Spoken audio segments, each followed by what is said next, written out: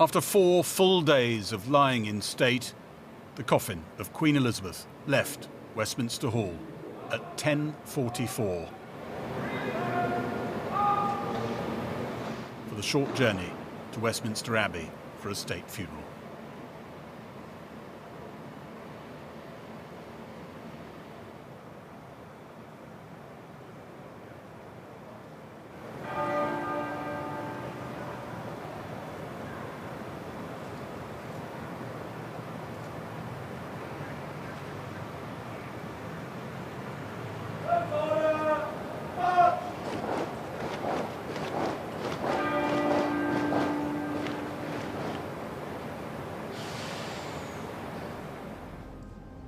At the Abbey, dozens of world leaders had gathered, abandoning their diaries.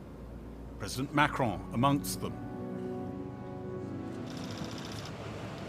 President Biden given dispensation to use his bomb-proof car.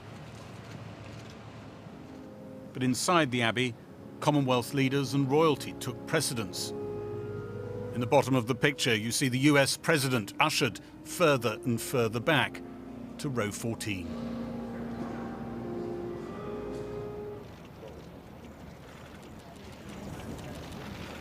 Former prime ministers together again, as they were for the Accession Council, proclaiming Charles King just over a week ago. Amongst the last to arrive at the Abbey, 2 of the Queen's great-grandchildren. Prince George, now second in line to the throne. Outside Parliament, the coffin on the state gun carriage, last used at the state funeral of Winston Churchill in 1965, pulled by tradition by naval ratings.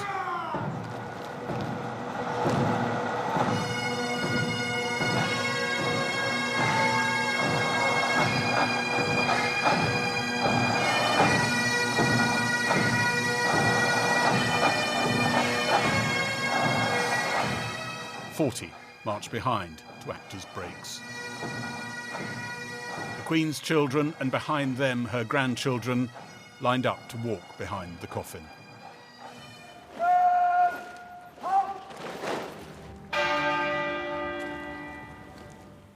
The coffin arrived at the Abbey for a funeral decades in the planning.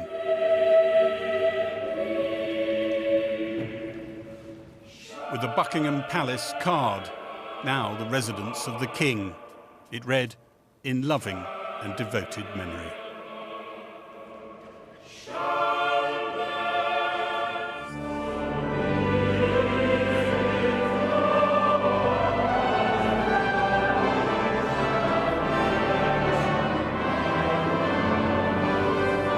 The hymns and the readings were all in line with the Queen's wishes. Liz Truss, who she appointed as Prime Minister 2 days before her death, read the second lesson. Lord, show us the Father, and it sufficeth us. Jesus saith unto him, Have I been so long time with you, and yet hast thou not known me, Philip? He that hath seen me hath seen the Father. Thanks be to God.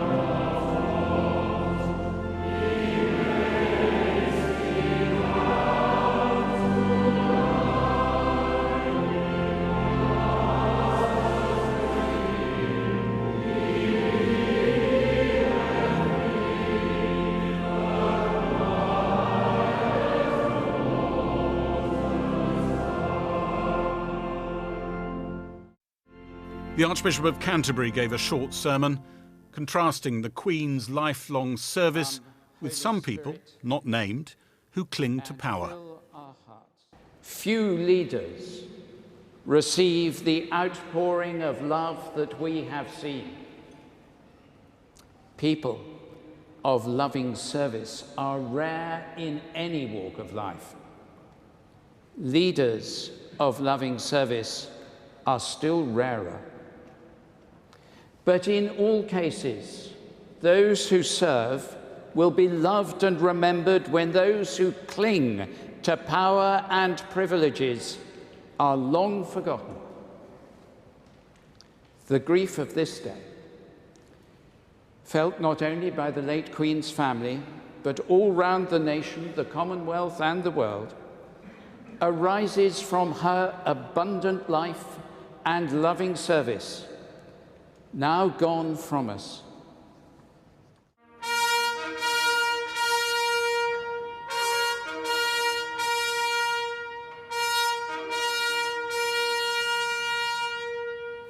Trumpets announced a 2-minute silence. The cameras picked out former prime ministers and cabinet ministers. And amongst the European monarchs in the prime seats, behind the candle, Spain's disgraced former king, Juan Carlos.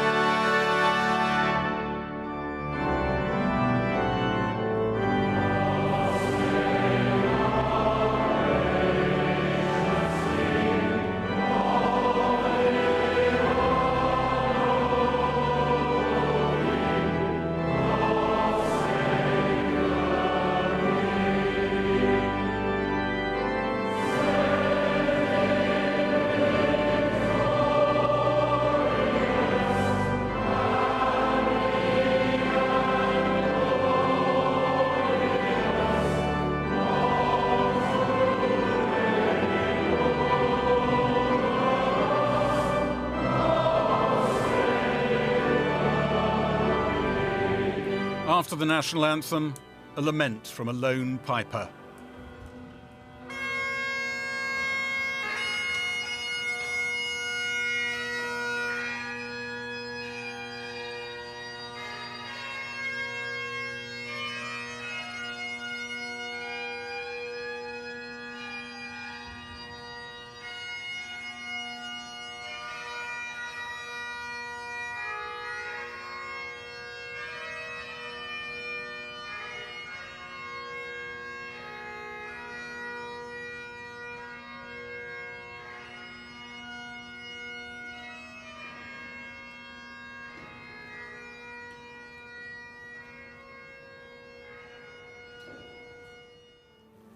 The coffin was then carried out and placed back on the state gun carriage. It was pulled from Westminster Abbey to the Wellington Arch at Hyde Park Corner.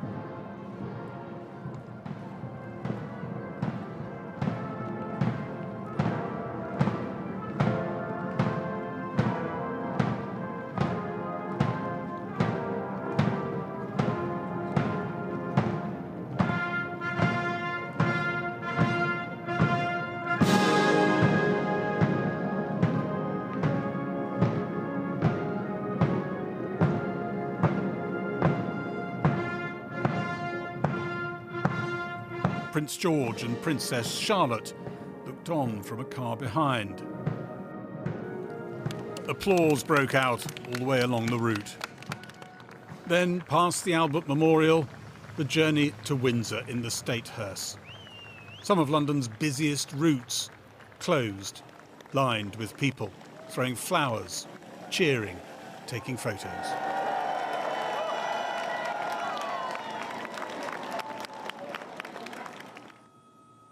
And then through more blocked-off roads until the hearse, now peppered with flowers, was joined by an escort of guards for the long walk to the castle, watched by thousands.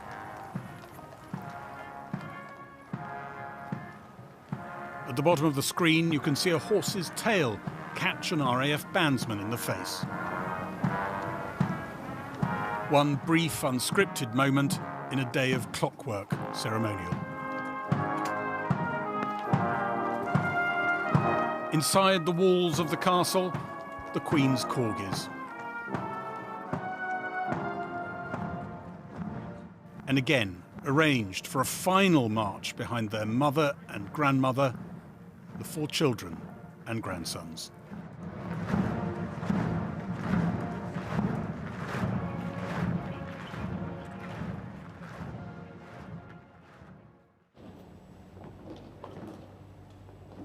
And for the Grenadier Guardsmen who've been pallbearers at Westminster Hall, Westminster Abbey, now their most challenging ordeal, ascending into St George's Chapel.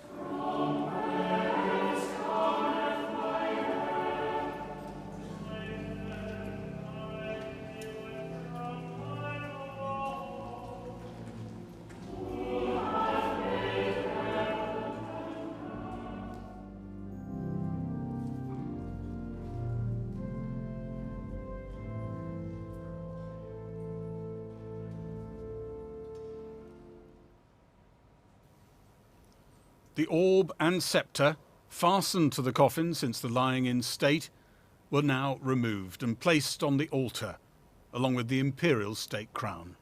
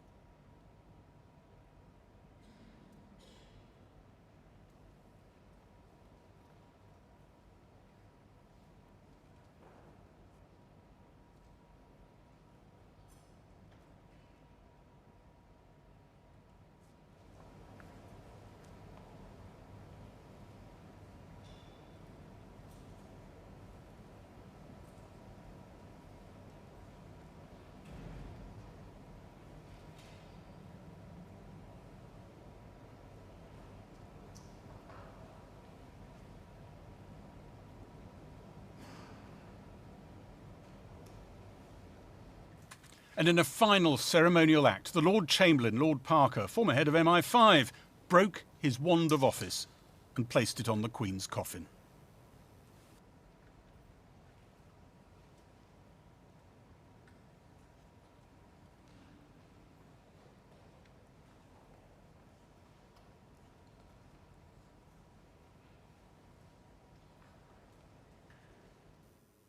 Then, as a psalm was read, the coffin descended to its final resting place in the royal family vault of St George's Chapel. In the name of Jesus Christ, who suffered for thee, in the name of the Holy Spirit, who strengtheneth thee, in communion with the blessed saints, and aided by angels and archangels, and all the armies of the heavenly host, may thy portion this day be in peace.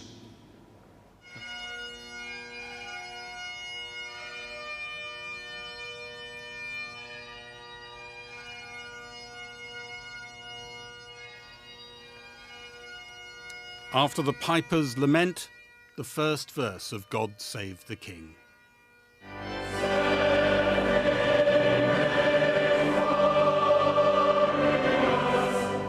The King's emotion on show in a way the Queen's never was. The period of mourning drawing to a close, and with it, an era.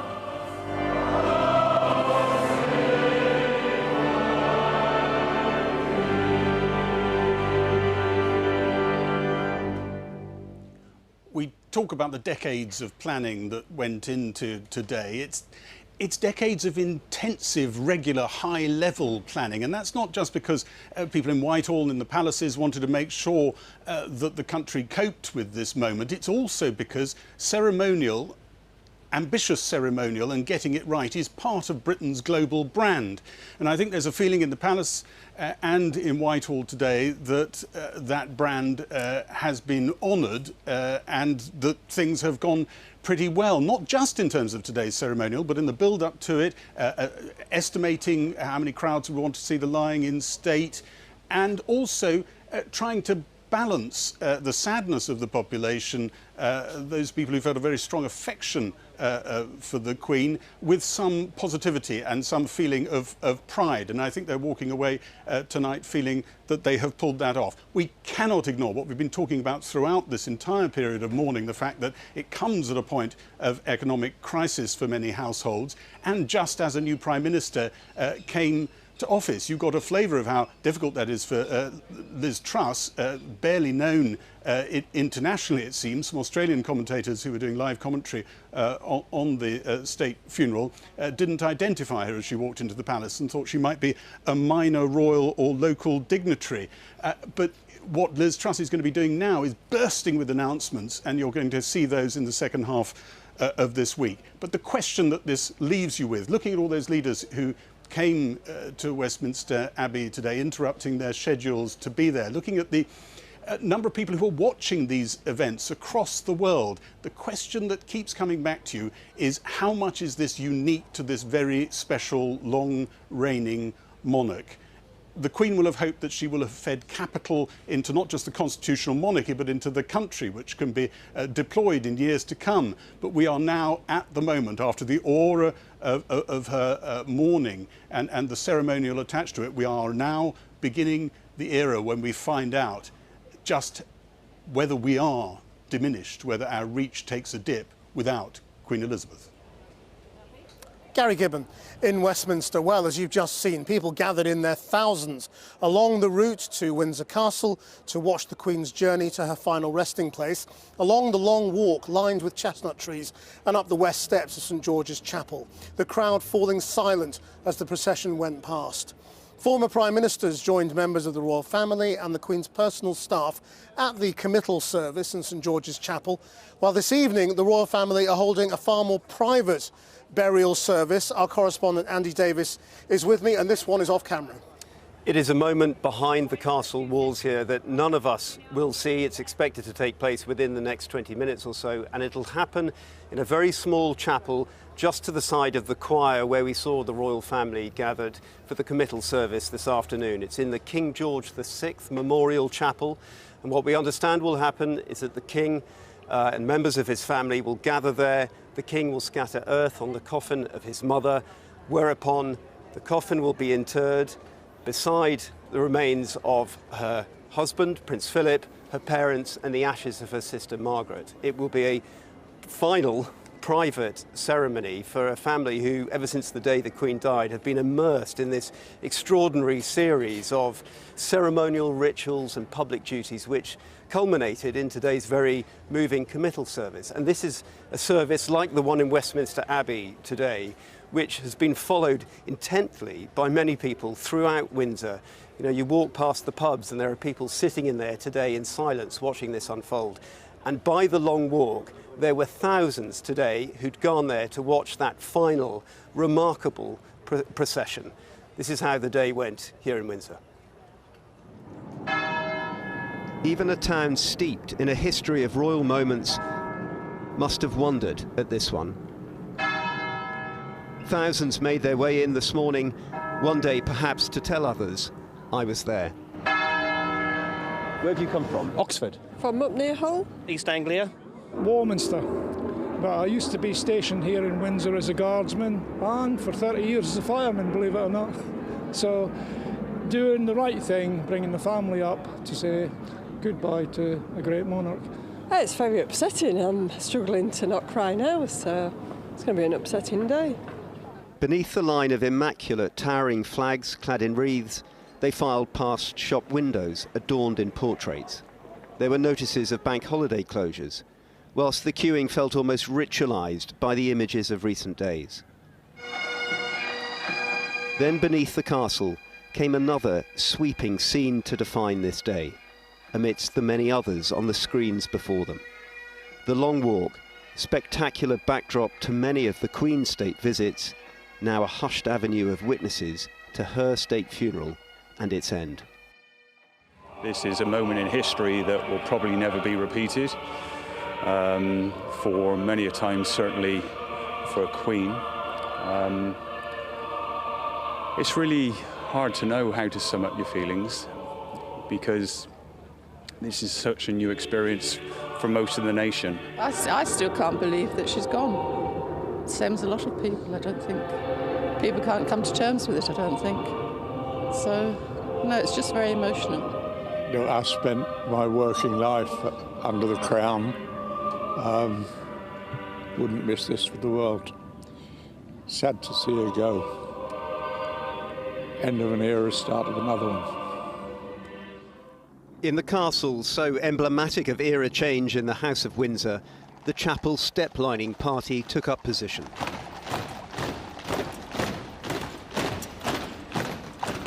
And as the minute gun fired and the Sebastopol bell tolled, in the distance, the final procession began. Before the hearse, they watched the Grenadier Guards carry the Queen's company colour up towards the castle where she'd spent so much of her childhood. And as the procession swayed slowly towards the King George IV gate, there was a ripple of applause in its wake. Totally amazing. Don't think we'll ever see anything like that again in our lifetime. Just absolutely amazing. So glad we came. Pay our last respects. Just so sad that it was the final goodbye. I was happy that a lot of people came from all over the world to just witness her final goodbyes. And for me, that was, what can I say? It was very sad and emotional, but overwhelming at the same time. I think what was nice about it was the fact that everyone just went silent as the coffin came past. It was just the silence. This is a mark of respect. I think that really moved me. As the hearse entered the castle grounds, to one side they brought the Queen's fell pony, Emma, one of her favourites, it said.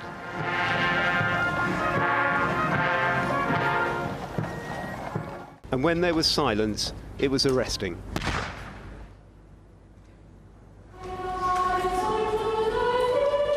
And then into a chapel under whose tiles lie the remains of 3 centuries of monarchs, they carried the longest reigning of them all.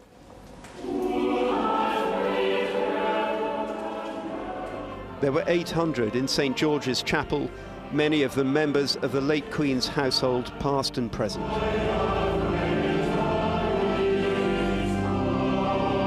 And where the Queen once sat, alone in the choir at her husband's funeral, now stood her son, the King. He listened as the same passage read at the Queen's father's funeral in 1952 was read again today. I saw a new heaven and a new earth. For the first heaven and the first earth were passed away, and there was no more sea. Surrounded by his family, the King would later place the Queen's company colour on her coffin, moments before it was lowered into the vault.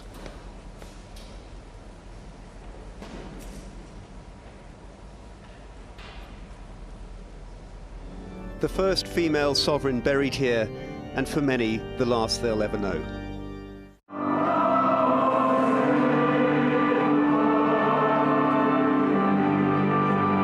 As they sang God Save the King, outside, on the long walk, others joined in. For many, this day had been deeply affecting. Then, as dusk settled, quietly they began to head for home, some clearly thankful to have shared in the moment. whilst inside the castle, the royal family prepared for one final private service.